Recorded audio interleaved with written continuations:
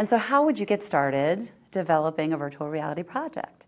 Really, it's looking at the learner's needs and the organization. So for instance, just like all of our tools in our toolbox, virtual reality is not the fit for every kind of project. And so looking at situations where we want our employees or folks who are learning to become familiar with a space that maybe they don't have access to.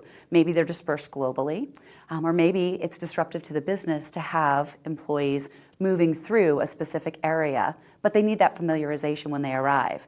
And so those are kinds of the applications that really make sense for the use of a simple implementation for a virtual reality project.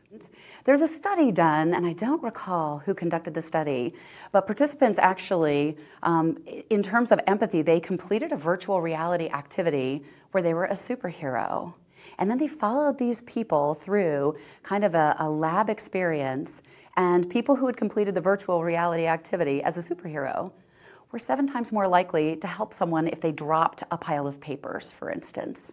And so that empathy becomes really important, particularly if we use our virtual reality environment to create a scenario-based type of learning, where we're dealing with a sensitive customer interaction, or for instance in leadership development, if I am a manager and I'm dealing with an employee on a very sensitive topic, for example, performance management, and giving them the options, it's much different than clicking through a scenario on my computer screen when I'm seeing the face of a human and I've got choices of what words I'm going to choose.